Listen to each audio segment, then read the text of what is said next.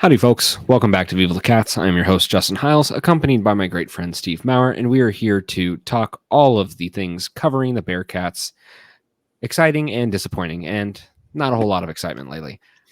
We, of course, are the 10-12 representatives of the Cincinnati Arms, so make sure to check out our network as well as our sponsors, Charlie Hustle, which we will cover more later in the show. Steve, we are on back-to-back losses. I wouldn't blame people if they just didn't want to listen to anything at this point in the season, if they're just tired of watching games. I know I'm tired of watching games. I'm tired of having hope, which you and many other people have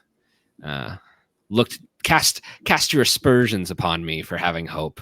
And yet I still try to find hope, and I think it's gone now. Well, I don't mean to cast aspersions on you per se. I'm just trying to I think try to live a healthy lifestyle while bad things are happening to us. And I tell myself that if I prepare myself for something to happen and it happens, I won't be as disappointed as if I think something might happen and it doesn't. So I think that's part of growing up, Justin. Unfortunately, you lose that childhood gleam of anything can happen, and you start to come to the realization that Cincinnati is now 1-25 in their last 26 games against top 5 teams. So, do we really need to say much else? I think we can just send it. Just hit upload. Thanks, everybody. Appreciate you. Have a good one. Support Charlie Hustle. Support 10-12 podcast. No, please stay. Well, we got some good stuff for you. Yeah, I think let's just unpack this one tonight. So we are fresh off of the 11th straight loss. The 11th straight loss. It's that's double digits. That's a fat number. I didn't think it was going to get any better. Yeah, specifically to Houston. I mean, it feels like 11 straight to just this season, but I didn't think that the season was going to get any better. Certainly the opportunities were there. Clearly, some of the talent upgraded in certain places, and then some of the talent went out with the portal. Some of the talent went out with graduation.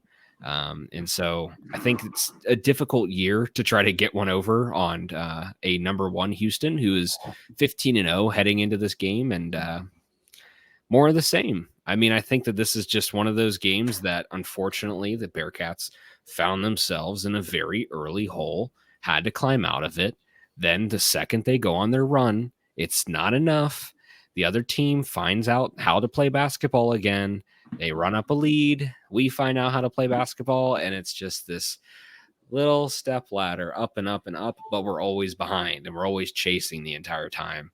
And unfortunately, too little, too late. And I think we could probably Groundhog Day that for 90% of these losses. Too little, too late. I don't really think there's been a loss that's been a blown lead or just a horrible, horrible combination of everything that's just been terrible, except for TCU, which we'll get to in a minute. Well, we were up by 11 against Oklahoma State, but we don't have to get into that. That's fair. But yeah, no, I mean, you're right. You're right. It's every game has had against something. West Virginia. We're again. I'm sorry. I'm bringing up bad no, stuff. But you're right. You're right. I mean, this is the thing with the season. It's just like it's hard to really pack in like what's been the problem, like what's been the consistent issue. And I think that we can really get into that and unpack that a bit more. But specifically against Houston's just a damn good team. I know some of these Houston fans are going to clip that. Go right ahead. Houston is a damn good team, and they deserve the respect. There's a reason they're the number one team in the country. There's a reason that they beat us 11 straight games. There's a reason that they've beat pretty much every other Big 12 team. There is a reason that Houston is as good as they are, and it's because they've been playing at this level for a long time, and Cincinnati has been so far behind. We have just not been able to catch up.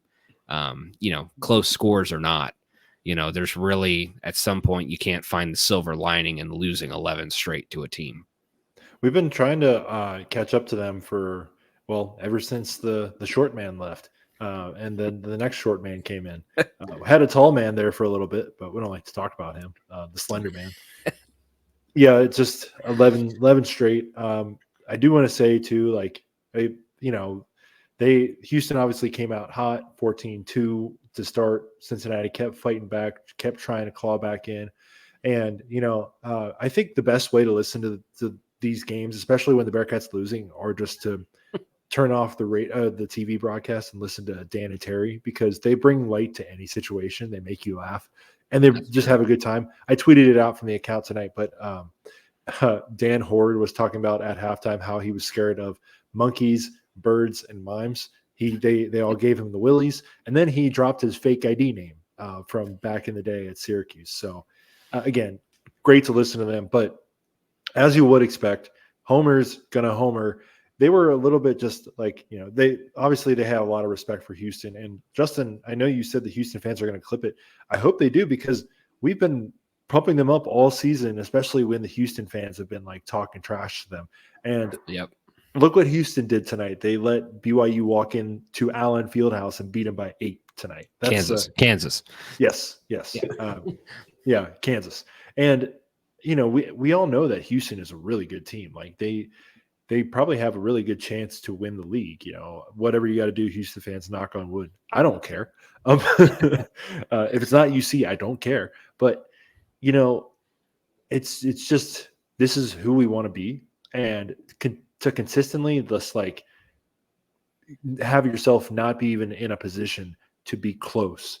Like they did the thing again, Justin, that they did against Eggs and they did against Kansas, where they got like within 5 with like 40 seconds left. And you're like, this is just like holding the carrot out and hoping that we expect to get excited. Like it's not really a reason to get excited, because, you have this much time left and you're still down by 2 possessions and you have to keep playing the free throw game. And I'm sure every Cincinnati opponent shoots 100% within the last 5 minutes. Like it's not even a question. They all shoot 100%. So it's just frustrating. But here's the thing, Justin, and we'll talk about it later when we talk about West. But I think the reason that people are getting more upset now is, Brandon, we were willing to give some time to, but then everything just fell apart. Obviously, Mick needed about a good 5 years to make the tournament, but a completely different era.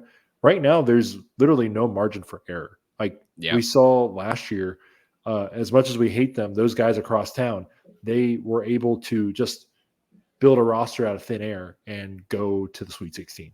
Like, it's just so frustrating. We've seen Arkansas do it.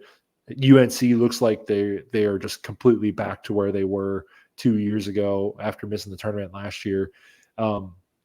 It's just the margin for error and people's patience is just going to continue to wear thin, especially if these things don't eventually start to produce wins and results. And, it's just kind of like at the point where we shouldn't expect to like win this game. We should expect to be close, because we do keep games close. But in this Houston game, it's been 11 straight times where the hammer has hit the nail. And as expected, the nail does not fight back. Yeah. I mean, I think this whole season, but really against playing Houston, I feel like you can equate it to the Truman Show. You're just living inside this dome, and sure, there's some nice things here and there, but eventually you find out that you're just stuck.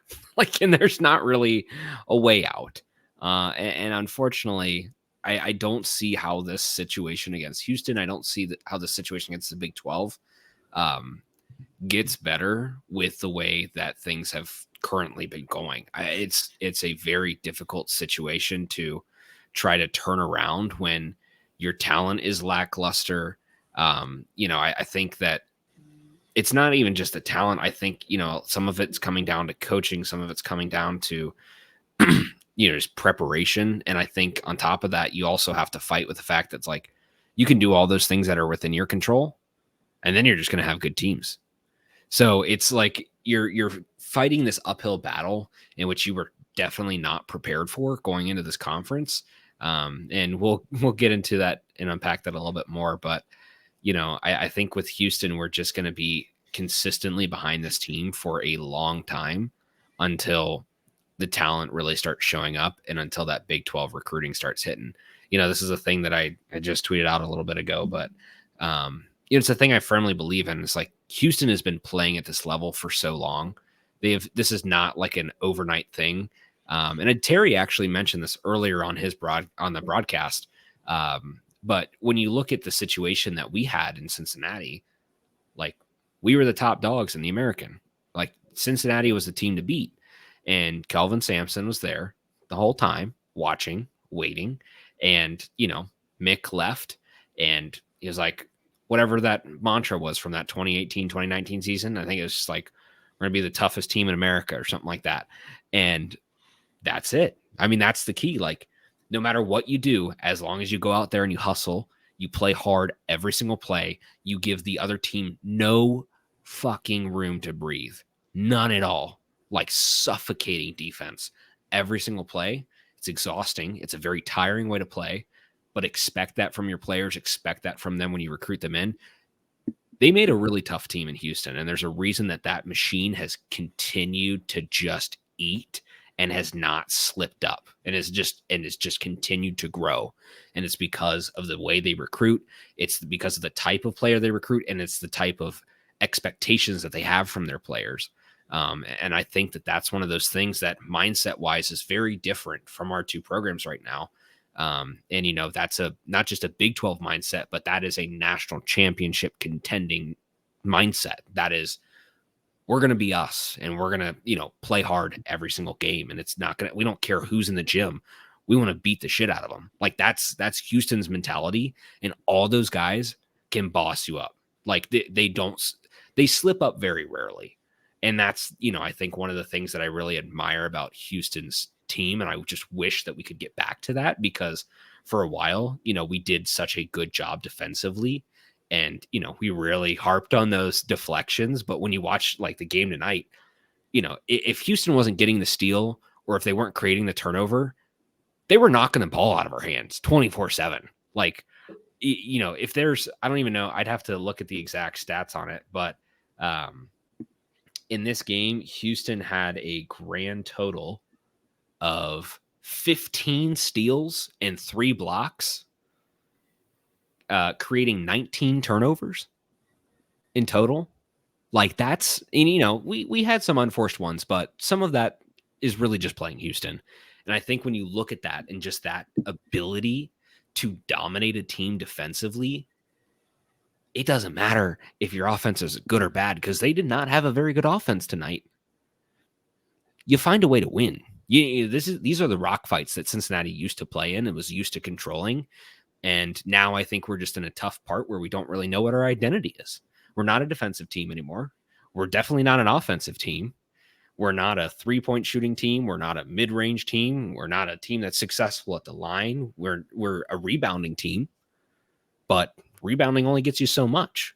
You have to control something else. And I think they've just done a pretty poor job of controlling some of those other factors that really like shape and form the identity underneath Wes Miller and what this team is supposed to be in the Big 12, because I can guarantee you Houston knows what their identity is. Kansas knows what their identity is. Iowa State knows what their identity is. Like these teams have that. We just don't. Yeah. And I think it's going to continue to be that way until we figure it out. Yeah. And I mean, again, number one team at their house, like they probably didn't play that well, especially in the second half. Like I saw people on the timeline like wondering if Houston is a national championship contender because they didn't shoot the ball well against Cincinnati. And okay, let's all settle down there. Number one, I know the defense is good, but they were up by what? Like they were up pretty comfortably at most points in the second half. It's not like they needed to create offense quickly, and their defense was good enough to basically just hold us at arm's length the entire game, and especially the entire second half. So I think they'll be fine. Two, this was also without like Jamal Shed really making an effect on this game. He had 9 points, yes, and 5 of those were free throws. But at halftime, he had missed his last 17 consecutive shots. Like, imagine if he had knocked a couple of those down, and Sharp was 3 of 12. There's a couple of guys that were just missing buckets. Wes did talk about how he liked how his team played despite that first 4-minute stretch where we could not make a bucket, especially if they were open. And shooting 26% from the 3-point line will that'll do that. Here's the thing, Justin. Let's talk about that as part of TCU as well. But I think at this point, other teams have figured out that they know that we cannot shoot the 3 ball that well. So they're willing to give us those open looks because they know that we are ineffective in that way. And they're trying to take away Aziz, try to take away that short game that Jizzle has. Anything within the paint, they're looking to take away, and they will willingly let us take those shots on the outside. I'm a Suns fan, and last year we had Josh Okogie, who was like, this was after they got Kevin Durant, Durant, Booker. I don't exactly remember the other guys on the line. I think Ayton was still in there. God, I'm so glad he's gone. But they were relying on Josh Okogie to knock down the threes to really make a difference in games. And, that's Josh Okogie, like not really anybody you're going to sniff at, This year they have Grayson Allen. And Grayson Allen, I mean, college fans will know how much of a pest he was in college, but he's turned himself into a pretty decent role player in the NBA. He's been able to knock down threes. He hit 5 on Sunday. Like he's hit 8 in a game this season. Like he's been able to step up and hit those open shots because obviously now with Bradley Beal on their team, and this is just an allegory. I'll bring it back to UC in a second, but they got Beal, Booker, and Durant, and like those 3 guys on the floor. No one's guarding Yusuf Nurkic out on the 3-point line, but they're trying to defenses are trying to send more guys to those 3 players. And if you have so much attention on 3 players, you need your 4th guy to just be able to step out and hit those shots because he's going to be left open most often, especially if he's coming off a cut or a screen. Right. And if that guy, I think basketball really just kind of comes down to who your 4th best player is and if they're able to really like make those shots. Now, I do think we have a really good player in Dan Skillings, number 1. And he was kind of not able to do as much tonight. Only had 8 points. I mean, that's Houston for you. Shout out to Vic. Vic had 11 tonight. CMOS had 11 as well. But the thing to me, though, is that the Houston, what they do well is they just take you out of your game. And you have to rely on your 4th or 5th guy to be able to make a difference. And tonight, Day or John Newman just weren't able to make that difference. Jamil only had 6. John really hasn't been able to like add as much scoring recently. And I think kind of when he got hurt, that really just obviously he still brings it on the defensive end, but he's just not able to provide as much scoring as he usually does, which I think kind of hurts us as well in these games. But I say all that Sun stuff to say this. Missing CJ Frederick, of course, which, he would have been able to help knock down those shots. And he kept us close in some of those games that he was able to play in. But also, if Josh Reed had 2 wide open threes, wasn't able to knock down either of them. Jizzle missed a few threes. Dan went 0 for 3 on threes. And if they're leaving you either pretty much open or not very contested most of the time, you have to make them pay. You have to make these teams really feel that you feel threatened by your ability to shoot the 3 ball. And just don't think that UC has been able to do that this year. We kind of saw that last year where they had that live and die by the 3 ball thing. And I'm fine with it. It's modern offense. I think UC fans have wanted a modern offense for about 15 years now, but it's just frustrating when you're doing a lot of ball screens at the top of the key and there's not able to get much movement. There's a couple of like 30-second violations earlier in the game, and you're not knocking down your open shots. It's just like, it's so demoralizing to see your team just like have an open 3 and just brick. That's like just so annoying. Yeah, I mean, I think the thing that I take away from a lot of that too is just like you said, the 4th man, I think the 5th man too, like having the other guys be able to create that draw. I mean, and let's look at this. You mentioned earlier that like Jamal Shed didn't really put a lot of points on the board, was missing some of the shots. Guy had 10 assists. He probably added another one on there. Yeah, 11 assists, 4 steals. That's pretty damn good. Like that's not like an easy thing to do in college basketball. We 11 call that assists the on DeJuan Harris game, where you yeah, have no shots but 10 assists. 11 assists on 67 points. So, do the math. That's a pretty high contribution rate. And I think that that's one of the things that, again, I really focus on is because you look at a player of his level, all that he's doing there, the reason that he has 11 assists and he doesn't have, double digits in points is because we're doubling half the game. We're focusing on him. I remember towards the end of the game when we started actually bringing it a little bit close and it felt like, okay, maybe there's an outside shot. We doubled Shed and then he dribbles left, dribbles right, chucks it straight down the center of the key, right in the paint. I was either Cryer or Sharp or somebody just popped it in. Like, I mean, it was effortless. And we're in full desperation mode. On the play before that, like Houston is just doing full press coverage and like we have no room to breathe and it's suffocating defense. It's like, okay, we scored a bucket. We found a way.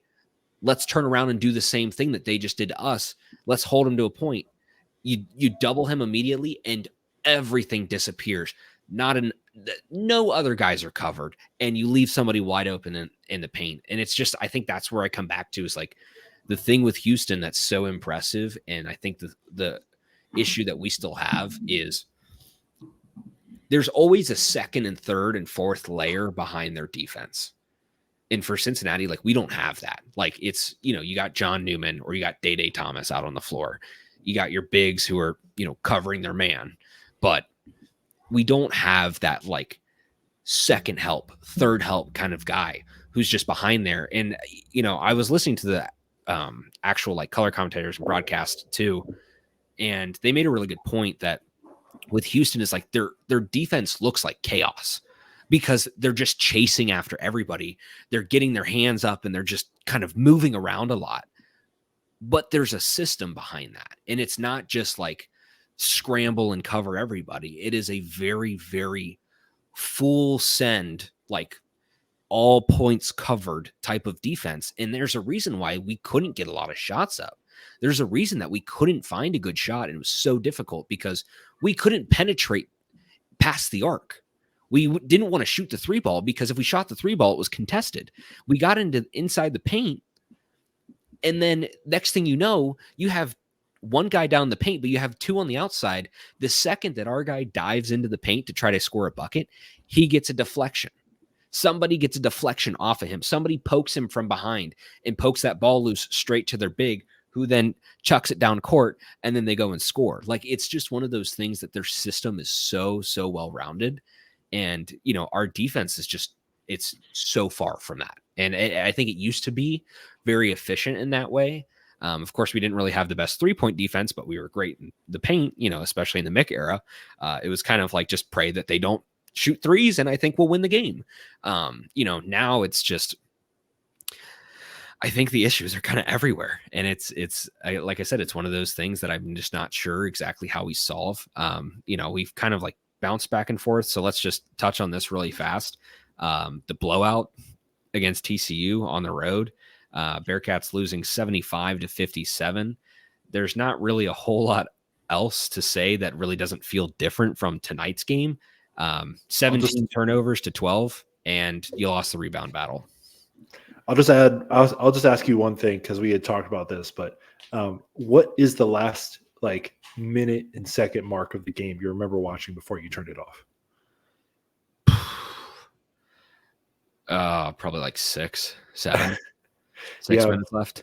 Yeah, I think mine was about like 8 minutes, and I was like, I think it was like the 8-minute media timeout. Like, for context, I had the Reds spring training game on the main screen with the audio, and the Bearcats were on my laptop, muted. One, because I heard that the audio was basically underwater, so you couldn't hear anything anyway, or you didn't want to listen to the audio anyway. But yeah, so that's basically just about how that went on Saturday.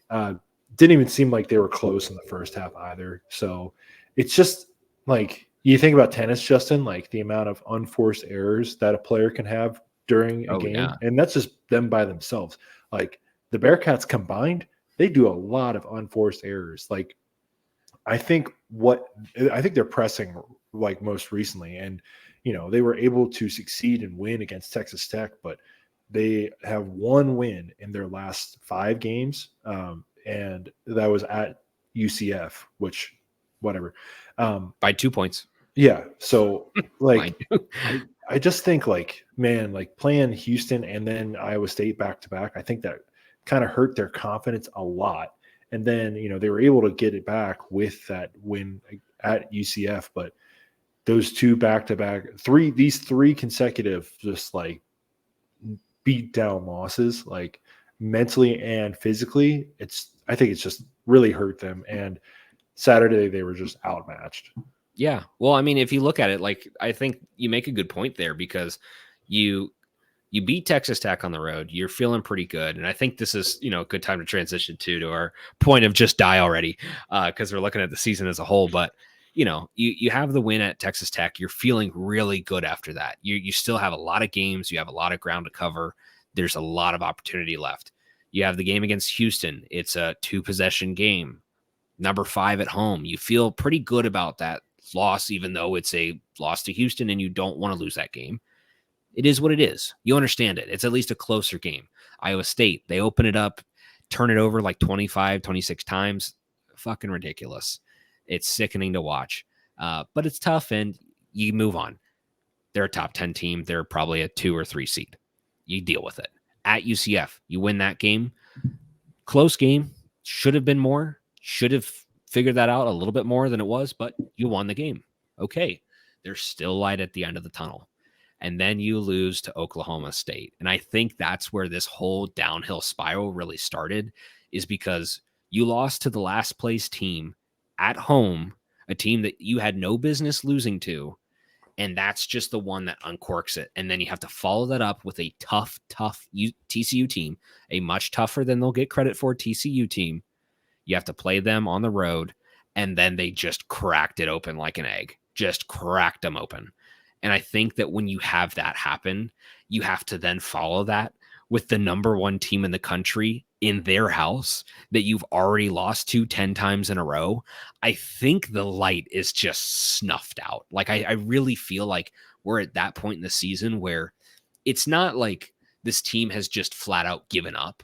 I think that it's just been such a demoralizing and tiring season because these guys know that there is talent on this team. Like as much as people would like to tell you that this is not a talented team, this is a talented team. This is a very inconsistent, and it's a team that falls short of what they could be. It's unfortunate, but it is what it is. There is a lot of talent to go around. The problem is that they just don't capitalize on it. The problem is that they don't stitch it all together and make it consistent and do the right things at the right time. That takes chemistry, that takes time, that takes coaching. There's a lot of separate factors that go into that, but individually, these guys are all very capable. It's not like you look at half this roster and say, like, there's no business. These guys have no business being in the Big 12. I think there's a couple guys who are playing up to a higher level than they're used to or should be, but mind you, still very capable players.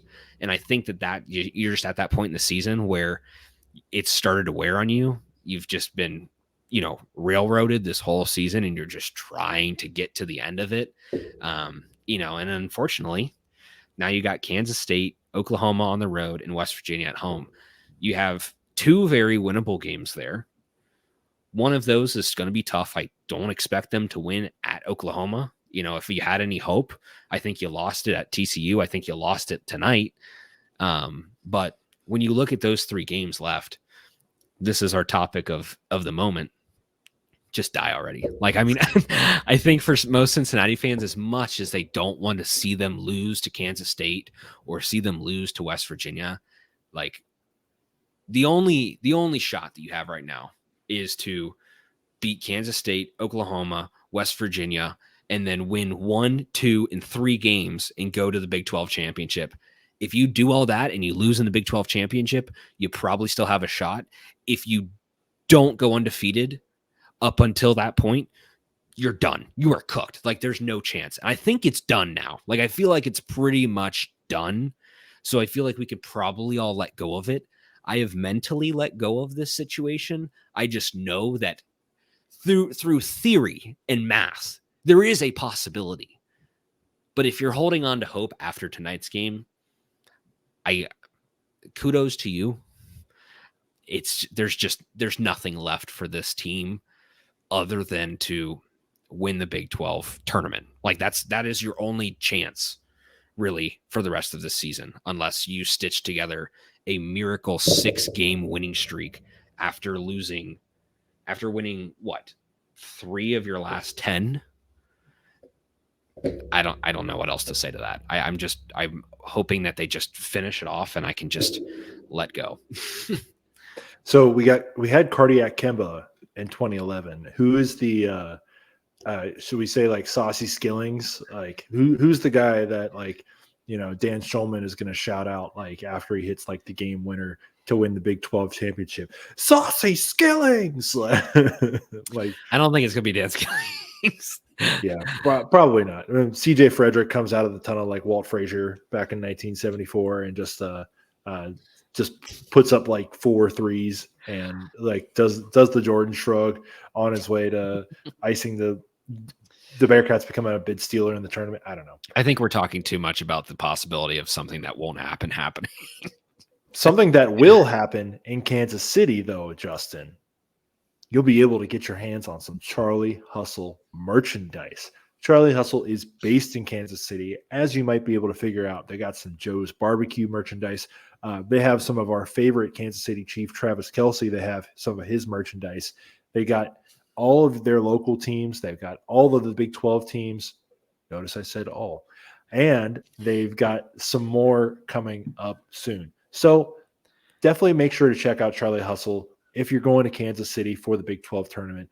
Use that promo code 101215 to be kitted out, decked out in all your Charlie Hustle gear. That'll get you 15% off your first purchase at the website.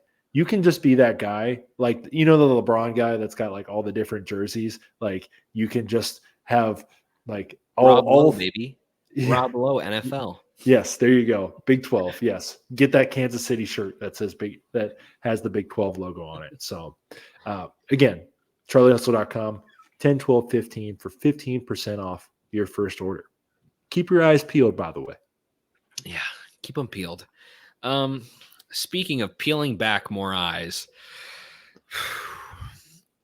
we got some grades. We got some grades that are going to raise some eyebrows. Midterms are in, baby. It is time. I wouldn't even say this is midterms. This is like, this is end of the third like quarter, the late February meeting with your counselor. Ooh, and then telling you like, okay, you missed out on your December like early application. You didn't get accepted by the time we got to February. Let's look at your options. This is where we're at right now. This is the shit's hit the fan, and why not just look at your grades and see what your options are? You know, community college isn't bad. I went. This is true. Community college is not bad. It is NIT, actually a very economical choice. And it would seem that based on some of our votes that some people think Wes Miller should be coaching a community college. So let's get into it. Grading our lovely coach, Wes Miller. I think he had a lot of great one-liners after tonight's loss. Sorry. That's sorry. Did you see what he said? I needed to say a win, but it didn't happen. You know, I think you could argue that Wes thinks every game is a win, even if it's a loss. There's still something to gain. You know, I think the hardest part of grading Wes Miller is there are a few factors. We will go through this list, but there's a lot of ways to culminate what being a good coach is, especially in the collegiate level. And I'm not going to say that our grading system here is perfect by any means or anywhere close to it, but looking at a couple of the bigger categories and just seeing how people felt about it. So we took down 10 different categories and we offered it up to y'all. Y'all voted, y'all put in your grades, and we made a composite score based on that. But our grade categories, our classes, if you will: recruiting out of high school, transfer portal recruiting, talent development, offense, defense, season-long growth, in-game adaptability, adaptability, lineup management, game management, and press conferences. Take all that for what you will. Before we give the composite score, we'll give that last. Steve,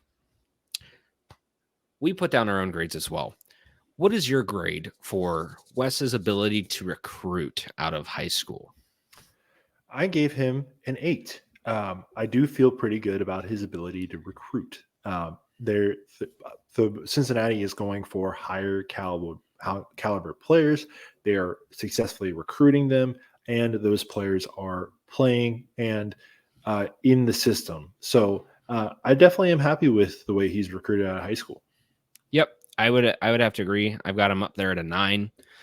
Overall, I think everything that he's done so far from the high school perspective has been impressive. He's recruited at a level that we have never seen before in Cincinnati. And so you can't really top that. I mean, hats off for our examples. This is about as good as it gets. And I think from what you've seen with the talent so far, the talent coming in is capable. So with that said, next category, portal recruiting. Yeah. So we were talking about this today in the group chat, and for every hit, there's been a miss. Kalu Ezikpe comes to mind. So with that, I gave him a 5. I think he's done well, but there's also a couple misses in there. That's fair. I was a little more positive on that one. I gave him an 8, and I think the main reason that I give him that is just because, you could look at the miss of a Kalu Ezikpe. You could look at technically CJ. CJ is a great player, but injury prone. And this is the thing that we knew coming in.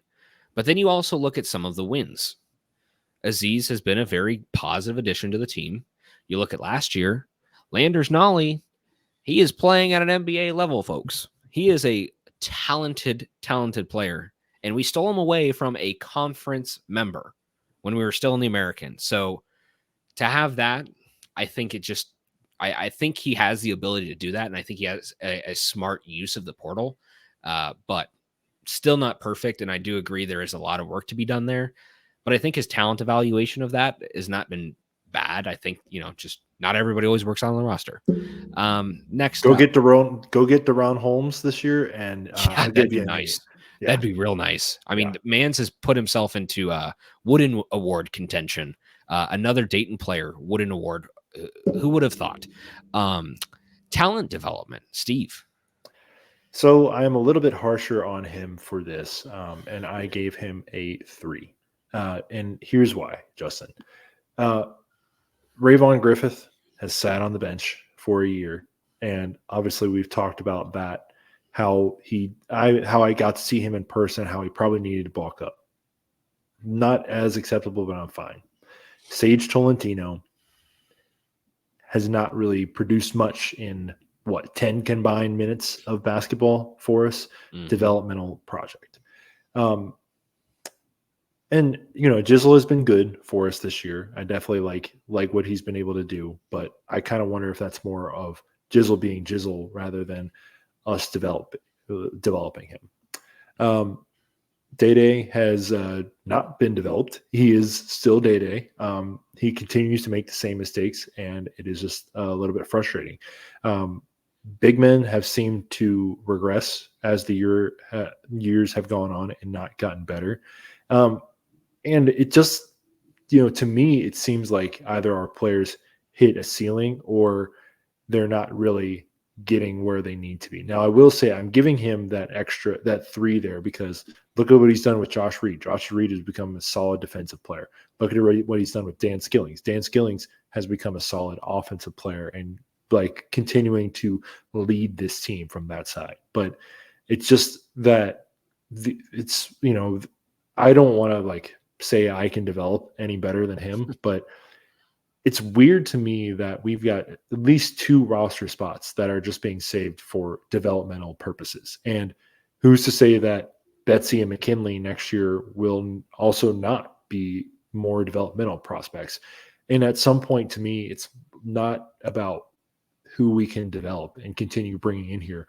It's about winning. Like this is Cincinnati basketball, Justin. Like I definitely look, I get it. I'm so glad that we recruit these guys instead of just like, guys like I love Keith Williams, but Keith Williams is not the same as the guys we're recruiting right now, and there's a lot more talent in there. And I think sometimes these rating systems give these guys such high stars because there's a lot of potential there. But right. I think maybe in the future we need a couple more ready-made basketball players coming in to be able to produce right away. And that's hard to do in the Big 12 as well. Yeah, that's fair. I gave a little bit more edge to him, I think, just for some of the more positive reasons that you were saying. Between Dan, I think Jizzle has shown improvement over this year. I will say, I think a lot of that credit just goes, we knew the talent was there with Jizzle, and I think now it's just starting to show out a bit more on the court. But, with Dan, I know a lot of people are going to probably bat an eye at this one. I don't know what the hell happened, but Victor Locken made a lot of improvements and then just fell off planet Earth. So not that you can just ignore that, but seeing the way that he's been through, he was a freshman under Brannon, and seeing the way that he has developed underneath Wes, I think he's definitely made strides forward. And I think a lot of that credit does go to Wes and his staff in order to turn him into a better player. Unfortunately, he hit like the world's worst batting lull. And for whatever happened, I don't know what his issue was, but regardless, I think there is still a lot of ability to develop talent in there. I don't think it's all for nothing. I think this is going to be one of those things that we're going to really pay attention to over the next, year or two, or depending on how long he has, based on how he performs. We'll see. We don't really know. But I think he's definitely shown an ability to develop talent. And like you said, I think with Josh, I think even with helping push John a bit too, and really helping him, kind of round out his game and round out, some of these other players, I think he's done a decent job with it. I think it's just, you also have to take into fact, like I said before, some players you can only develop so far. Some players are only meant for the American Athletic Conference that they were recruited into. And some players are meant for the Big 12. Some players are meant for the top flight conferences. I just don't think we have a ton of the top flight level conference players on our team. But I think the ones that are there have developed well so far. So take with that what you will. Agree or disagree, it doesn't matter. Offense. We both gave it a 5. We'll just put that out there. We don't need to go into a whole lot of detail of that, but defense, hit me. I give him an 8. This is the one of the things I was highest on. I've really enjoyed what not just our defense has done, but I think what other basketball coaches have had to say about our defense, and that makes me feel like positive about what we can do. And that's, obviously within the tradition of Cincinnati basketball, we play hard defense. We get out there into the passing lanes. We're able to create rebounds and box out and put a hand in dudes' faces.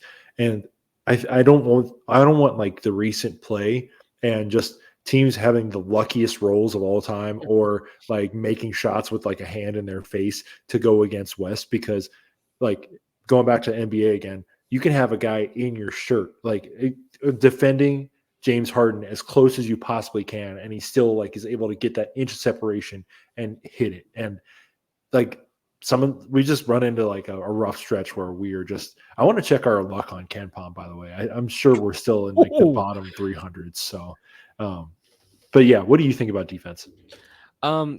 For defense, I have us at a 7. Like you said, I think there is a lot of improvement there. I do feel pretty good about our defense in general. But I will say, I think that I've started to, I don't know. I think there's a lot good going there, much more than the offense. I'll put it that way. But I still have felt that there's a bit more structure that we can add to the team and kind of round things out. And I think that kind of comes down to effort on the defensive end. I think effort on the defensive end is not a performance is different. Performance is very different, but I think effort on the defensive end is a coaching thing. And I feel like I see we have effort from a few guys that it's definitely like leading the team. And then for the rest, it seems like they're kind of out on the court. And so I think that the hustle is there from a few guys, but I really would love to see, again, like you look at Houston as an example, that's coaching. Like, trust me. I mean, from what I know about basketball players, like, and from what I've, been around, defense is absolutely a part of the game. And certain guys love playing it, but most guys love to shoot. Most guys love to play offense. And that's, what the game is for a lot of players. Defense just happens to be part of the game that you have to play sometimes. But I think a lot of that comes down to coaching. And I think just having all those guys giving 125% every single possession, if you can really, like I said, hone in on that, and you don't need stellar defensive players. Like, I wouldn't even say that all of our players, like through Mick's era, were stellar defensive players, but he coached that into them and made that a system, made that a mentality that if you're not playing defense and you're not giving 120% on every possession, you're getting pulled out of the game. If he catches you slipping on a defensive possession, you're out. Like, I want that kind of mentality still in the team. And I think that that's where that could still improve. But like I said, I think they've made a lot of strides on defense. I think it looks good. I just want to see that effort continue and like see that from every player on every possession. I know that's a lot to ask, but coach it into them. Coach it into them. Make it every single play. We're taking a little while on this, so we'll kind of speed through the last few ones here. But remaining categories left. Season-long growth. This one's kind of a deep question. You gave it a 3. I gave it a 5. Not a whole lot of disagreement there. I think overall, the perspective is that probably, I would assume for you, I'm not going to speak for you, but I'll speak for you here. They have not really grown over the season. They grew up into the first front half of the Big 12 and then plateaued and have tailed off. And you can see it. You can see, you could call it regression. I wouldn't say it's just outright like bad, but it has not been great. And I think they started off a lot hotter. And I think that the season wore on them. But some of those issues that were issues when we played Xavier and when we played Dayton and back in those early quad 1 games are still issues now on our quad 1 games. All of this part of the season later. Turnovers, careless turnovers, stupid mistakes, overcommitting, like taking dumb shots, shooting too early into the clock. Like there's certain things like that. Not making open shots. Yeah. Not making open shots, not making free throws. I will say free throws, I think, have actually improved. Gotten a little bit better. They started running them or shooting them while they're tired. That's why. Yeah. That's but overall, it's an old skinny podcast joke. I think overall, they just have not shown a lot of growth this season, at least. You could look at other seasons too, but. And for me, I'm kind of like mixing season-long growth, in-game adaptability, and game management, kind of like giving them similar grades because you've seen over the past 3 seasons how, just we'll be up in games, like into the second half, up 10, up 11. What were we up at like ECU last year? We were up like 22 or like 20. Like there's been multiple games where they've had double-digit leads with like 10 minutes to go in the second half and just completely like blew it away. And the difference between last year and this year, it's a completely different set of players that are playing in those games. Still, what happens, Justin? They lose the lead. And it's just frustrating. That's why I'm giving him such low scores there, just because, like, for example, we'll move on to the next one. In-game adaptability, I gave a 3-2 as well, just because and you're a little bit higher on me, you're a 6, but man, it just seems like we're still giving up open threes later into the game, or we're not contesting those shots later on. And I understand our guys get tired. We probably only can run 5 or 6 guys that really have that caliber, and we have to run out some of those younger guys at times. But like just during games, that you can see when we start to wear down, it's about that 30-minute mark, which is like why we have the strength factor, like the monster factory. Right. Like I'm not calling out him, but man, like I definitely, some of this stuff, like our strength and our stamina have not been as good as they were in the AAC.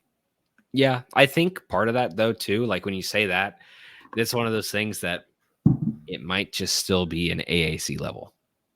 Yeah, and I'm not, that's fine, no but still, like but I think it's like expecting that your same staff and everything is going to be making big strides between the AAC and the American and prepping these guys and being different. I think it's just it's not saying that they're not ready, but I think it's struggling to expect that that's going to be a similar level of stamina and wear on your players, the muscle that you're going to need. I mean, we've seen the guys just get back down in the paint. We've seen them just get absolutely blown by on, from some offenses that just, quite frankly, like we should be keeping pace with defensively. But, overall, like I think Wes has shown an ability to try different things in games, and I think that he's actually, he's shifted some of his strategic choices throughout the season, based on the situation at hand, which has been okay. But moving forward to like lineup management, a lot of people were not really fans of that. I personally have not really been much of a fan of that either. I think that the lineup management, of course, comes down to some of your talent, but it's one of those things, like we said this a long time ago. If you look at just this situation, I know you can choose whichever ones you want, but if you look at the situation with like Day Day and Jizzle, it's like people can call for what they want. I think Day Day makes sense defensively. I think Jizzle makes sense offensively. It took until we played TCU, Oklahoma State. I think it was TCU. It took until that point in the season that we saw Day Day and Jizzle out on the court at the same time. Like this is something we started seeing them a little bit earlier. Running like full 5-6 minute sets. No, like I thought it was the UCF game because like they had a big man down and we were running both, but like that home UCF game. But still, you're right. Yeah. I mean, I think what I'm saying is like overall here, like there's been a clear advantage to try to use, and I think this is one thing that this is a gripe that I have in general, and I'm not going to go into too far along tailspin here, but the lineup management so far, I think, has really shown that we're trying to avoid players' weaknesses and not try to capitalize on their strengths. And I think that's where I've seen some of the issues of, like, if you look at the situation here, if you look at, even guys like Vic and Jamil and Aziz trying to manage that big rotation, trying to figure out how all these guys work together, I feel like a lot of it's been, we might not have this advantage here, or we might not have this or that, but look at what our specific advantages are against certain teams. Look at what each guy on the court that you're putting out there provides you, and play those strengths when you need that strength on the court. If you need offense, throw the offensive guy out there. If you need defense, throw the defensive guy out there. But don't throw all of the defensive guys out on the court at the same time when you need offense. When you're down 10, don't throw all the defensive guys out on the court to try to stop the bleeding. Play to win. Throw some guys out there that can get you a bucket.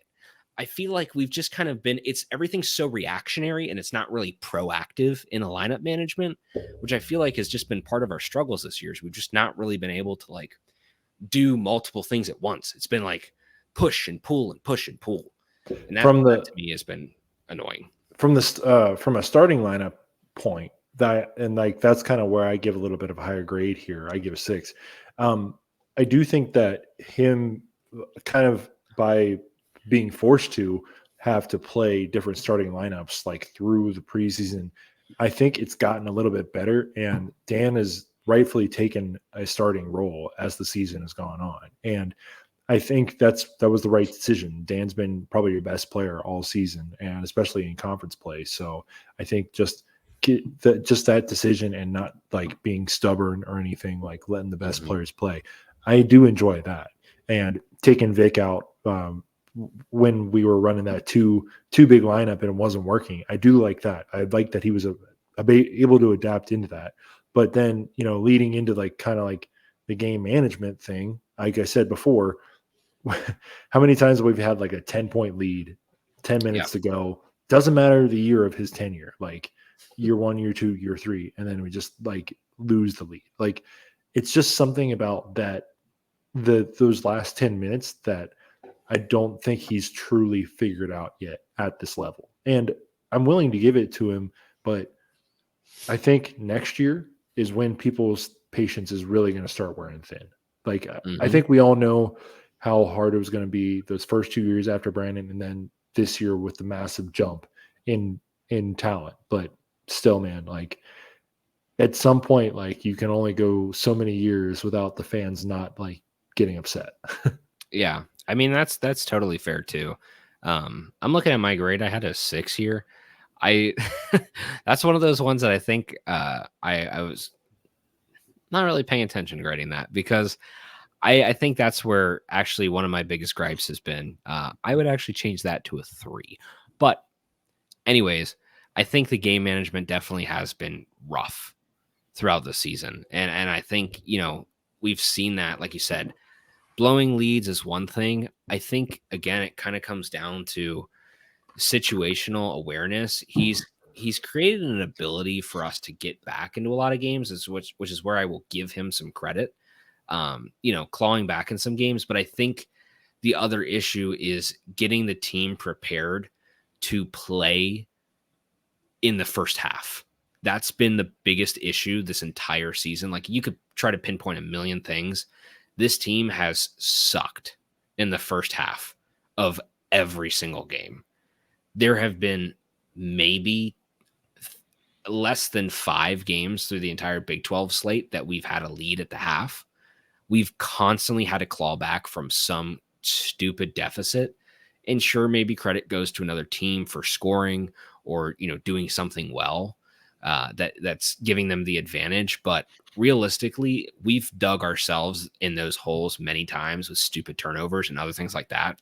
And I think it just comes down to just not preparing them enough, not being able to manage that situation at the time in hand and get things right. I mean, I think like I said, we've seen that at the half. I think we do come out of the half, generally pretty well with a good mindset to win, try to go and win. But the issue is everything happens too late. And I'll say this too, as my last point on this. There's so many games where I genuinely feel like our team is just, it hits that like 3-minute, 4-minute mark. It doesn't matter what the score is. And then like, all right, let's go out and win. It's like, let's focus on that final 4 or 5 minutes. Let's focus on that last run and let's try to win that last run. And that's when you see this team turn on in the last like 4 or 5 minutes, but they're coasting through the entire first half. They're trying to claw back through the, 3/4 of the second half. But it's that last little quarter, that last eighth of the game where you see them play at a high level. And that's what's been so frustrating. And that's where I really feel like that comes down to making some of those decisions earlier, taking care of business earlier so that you have a lead or that you are winning a game or that you are in the driver's seat and not playing catch up at the end. They also like have not been able to like step on the neck too much this year. Like how many times have we seen? Yeah, like how many times have we seen them like get up in like a first half by 10 and then just immediately like lead goes away like that? Now, obviously, Big 12, they like there's better chances for those teams to come back, but like I think like once the talent gets better, that'll come back as well. Two games that I think we've done in the Big 12 is the BYU game. When we got the lead, we started running it and we held it. And then the UCF game at home, we got the lead towards the middle of the second half and we stuck with it. Other than those 2 games, all 15 other games, or 15 games in total, 13 other games have just been, we have been passengers. We've been along for the ride, and we've been lucky if we've won. I mean, if you think about this too, other than that win against BYU and UCF, our wins are a 4-point overtime win against TCU, which quite frankly we should have lost because we missed 2 free throws to try to clutch it up and win the game at the end. You have a 2-point win against UCF, and then you have a 3-point win against Texas Tech, which looks like your best win on the entire season. So, I mean, I think, which I feel like you definitely grinded it out towards the end and you earned that one. But, I mean, our wins in conference, you got 2 of those by where you actually figured out how to play basketball like a damn good team and made a victory. The other 3 are like way closer than they should have been. So I don't know. I'm, like I said, I just feel like that's a good point, is that we just have not taken advantage of any opportunities that we've had. So, yeah. And then real quick, press conferences, 9. If you're going to say the words pissed, we're coming, Jizzle's coming, and things like that, you're good in my book. 8. I think he said a lot of the right things.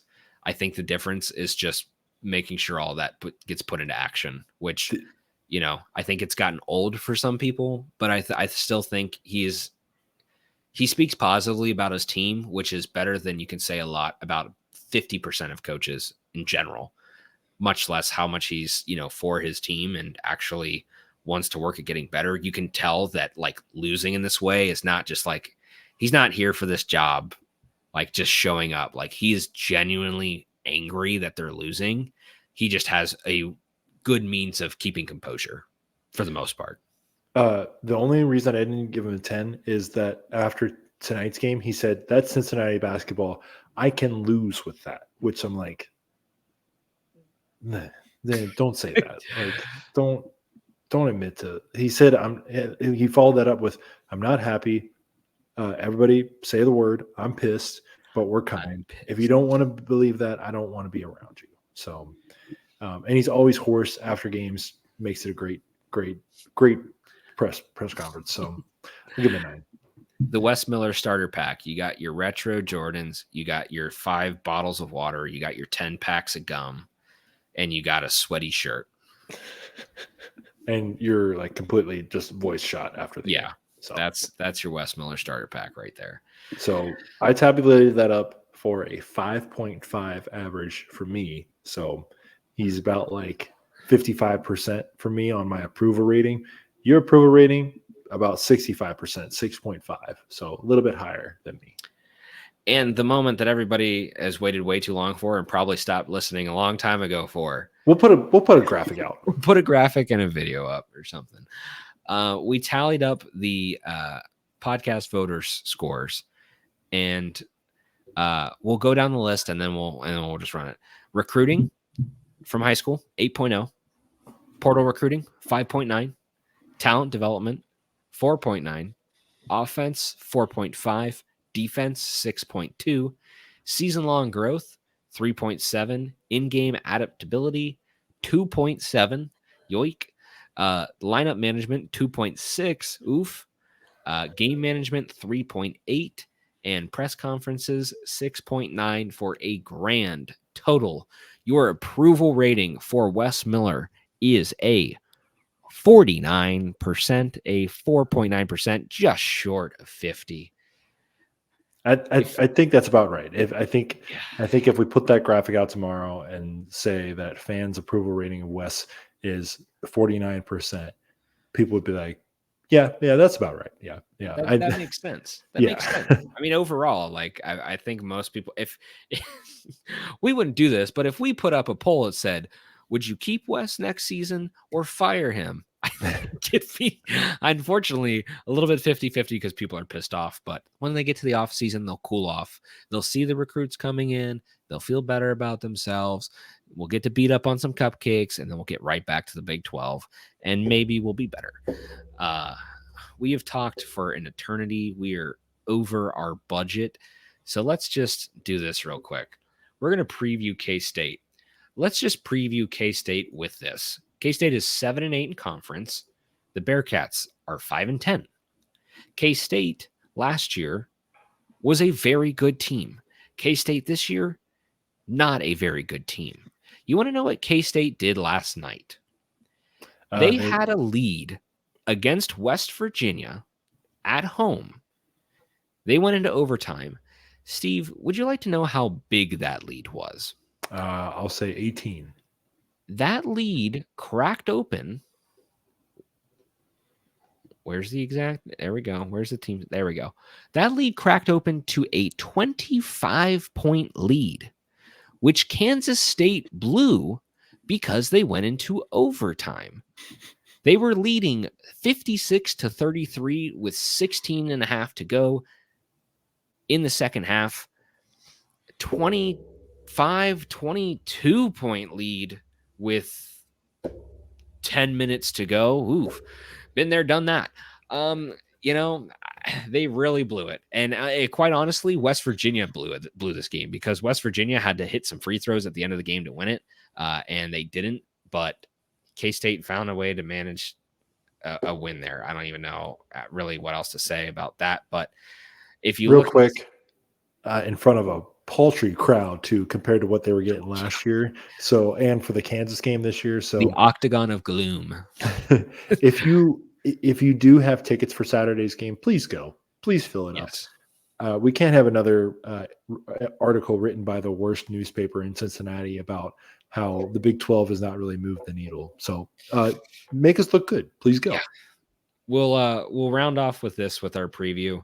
Of the last 5, we know how it's been going for Cincinnati. Not great. For Kansas State, they beat West Virginia in a knockout, drag them out, give up your lead, loss, win in overtime. They had a win against number 25 BYU, 10-point win at home, but they lost at Texas.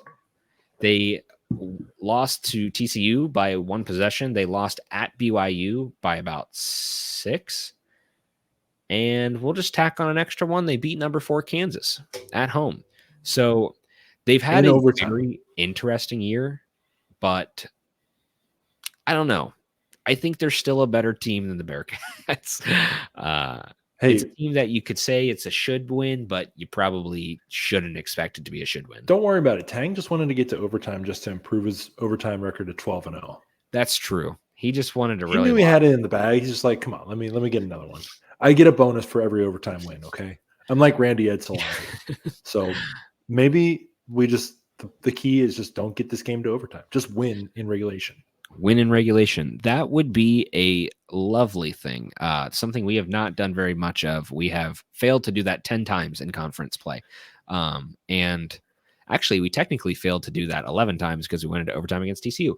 That's right. With that said, the Bearcats somehow are a 74% favorite on ESPN's matchup predictor, which I think is just very favorable to home advantage in the Big 12. And that's all that really matters unless you're a really bad team and you're playing a really good team. Other than that, middle of the pack. But Kansas State, like I said, overall, they've had a pretty rough go of it this season. It's definitely been short of expectations. They lost a few good players out of the end of their last season where they made a pretty miraculous run. But we'll say this. They have 3 scorers above 14 points a game. They have a pretty deep lineup. They've got about 9-10 guys with 10 or more minutes a game. So they've been running that a pretty strong roster. And overall, I think one of the biggest things to pay attention to here is they've like I said, they've had a rough year, but they still have some key contributors that have been consistent. Between Perry, Carter, and Kaluma, they overall they have some solid guys there putting in the work. And, I think that consistency is really key. And even though they might not be winning all their games, they've managed, some games against the teams that they should beat. And they've, lost to teams that they should have lost to. Their schedule looks kind of kind of similar to ours in some respects, but they've definitely mainly lost to the tough teams except for Oklahoma State, which they also lost to, but that was on the road. So do with that what you will. But Kansas State for their 1, 2, 3, 4, 5, 6, 7, 8, 9, 10. They are 3-7 out of the last 10, which sounds fairly familiar when you're talking about the Bearcats. So do with it what you will. Steve, hit us with the Bearcats sports wrap up and send us to bed. Hey, if you thought the basketball Bearcats have had a rough week, depending on your sport of choice that is not men's basketball, they might have also had a rough week too. We won't talk about all of them because it's too sad. But Bearcats sports wrap up commences in 3, 2, 1, go. Women's basketball, they defeated Texas Tech in Lubbock on Saturday. They got the season sweep over the Red Raiders before they unfortunately dropped to number 21 Baylor at home as we record tonight. And they will visit Iowa State on Saturday. I believe they are coming up. I think they've only got one more week of their season left. So definitely, if you can, get out to one more their last game. Lacrosse defeated Central Michigan 17-4 at home on Friday, and remember that scoreline because they won at Butler 17-4 on Sunday. Cam Callahan and Alexis Rich earned AAC awards for Attacker and Defender of the Week, respectively. They will host Youngstown State and Kent State this weekend at Nippert. So women's lax on a heater. Go Lax, go, baby. Baseball, they got 2 wins over the weekend against Ball State and Illinois, and I would prefer to not talk about the most recent 2 games they had because it was a lot for the other team and a little for the Bearcats, especially today. That was gross. Pitching might need a little work this year, boys. If you need an arm, let me know. I got you. They will host a 4-game series against NIU this weekend at home. Swimming and diving, they will compete in the Big 12 championships this weekend in Morgantown. Indoor track and field, Justin, who's our man on this show? Tyler fucking Worth, baby. Tyler Worth, baby. He was the best athlete on the weekend for UC. Had the highest finish of any UC athlete, finished second in the mile this past weekend at the Big 12 Indoor Track and Field Championships, finishing second to an Oklahoma State runner. So congratulations to Tyler, man. That's awesome. What a great indoor season. Hopefully you can build on it for the outdoor. Women's tennis, they will host Baylor and TCU this weekend. Do not look at their most recent result because I don't want to talk about it either. And men's golf to wrap us up. They will start their spring season with the trip to South Carolina this weekend. And that will do it. That is the Bearcats sports wrap-up. Steve, well, we've gotten to that point in the year. I think it's just gotten a little bit demoralizing, and we've yet again watched our hopes slip and fade week by week, moment by moment, day by day, hour by hour, minute by minute. Steve, give us one glimmer of hope to send us off. As we are listening, today is only 29 days from your first place division winning. I'm calling my shot now. Cincinnati Reds taking the field for the first time on opening day. As they say in baseball and in other sports, hope springs eternal. So maybe not for the baseball Bearcats, but for the Cincinnati baseball Red Stockings, this may be a good year for them. So a certain podcast host on this channel has a ticket for the Reds to win the NL Central at plus 450. So that might be nice if they were able to do that. And I'm planning to go to my first spring training game this upcoming Saturday. So if Cincinnati Bearcat Sports has got you down, we've got FC Cincinnati playing in their second leg of their Champions Cup on Thursday night at home against Cavalier FC. And then we've got Red Spring Training and opening day coming up soon. So stick with the Supporter Shield champions and stick with the future NL Central Division champions. Maybe the pro sports will turn around our luck for once this year.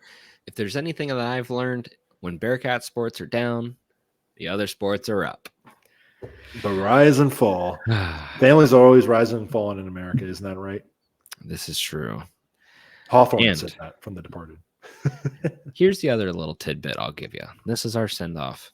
Today, 72 and sunny here in bright old sunny Nashville. I heard it was like 90 degrees in Texas. I think overall, spring is coming, folks. Spring is coming. We might have a tornado here tomorrow, so we'll let you know because we got a big old storm front coming through, and it is hot as hell outside right now. So I don't know. We've already had one tornado in the past 3 months. Maybe we don't need another, but you never know. We've got a mini tornado alley in the Midwest here. So with all that said, thank you for listening, folks, to a very long one. If you've stuck with us this long, do us a favor. Go over to Spotify, Apple Podcasts, wherever you listen. Leave us a nice review. Steve's pointing to a couple fingers on his hand. Give us a 5-star if you would love to do that.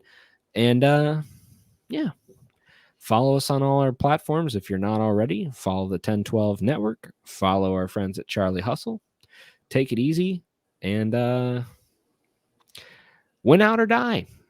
That's all you got left. Have a good one, folks.